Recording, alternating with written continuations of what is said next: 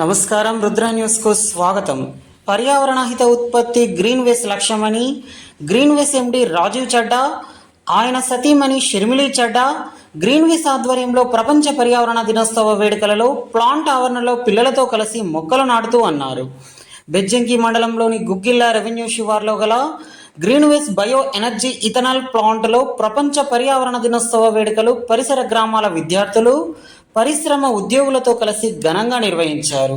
June 5 ప్రపంచ పర్యావరణ దినోత్సవం సందర్భంగా గ్రీన్ వేస్ ఎండి తన ఉద్యోగులు మరియు విద్యార్థులతో కలిసి మొక్కలు నాటి అనంతరం మాట్లాడుతూ పరిశ్రమలు ప్రకృతితో మమేకమై ఉత్పత్తి సాధించాలని, ఈ ఆధునిక కాలంలో పెరుగుతున్న భూతాపాన్ని దృష్టిలో ఉంచుకొని ప్రతి ఒక్కరూ తమ బాధ్యతగా మొక్కలు నాటి పుడమి తల్లి పచ్చని హారంలో అందరము కలిసి మొక్కలతో మణిపూసలు కూర్చాలని సందేశాన్ని అందజేశారు.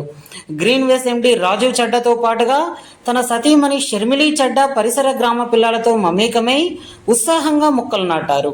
అనంతరం విద్యార్థులకు పుస్తకాలు మరియు పెన్నులు, క్యాప్స్ అందజేశారు. ఈ కార్యక్రమంలో ఎండితో పాటుగా chief operations officer Vijay Balaram మరియు GM Ramarjun, project engineer Sameem, project manager Amit, విద్యార్థులు, ఉద్యోగులు తదితరులు పాల్గొన్నారు.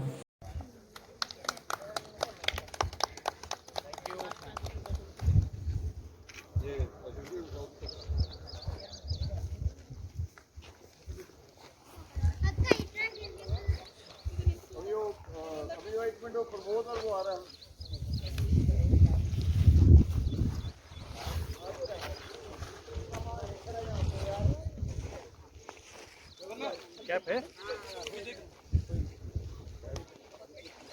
नहीं और है ना कैप कैप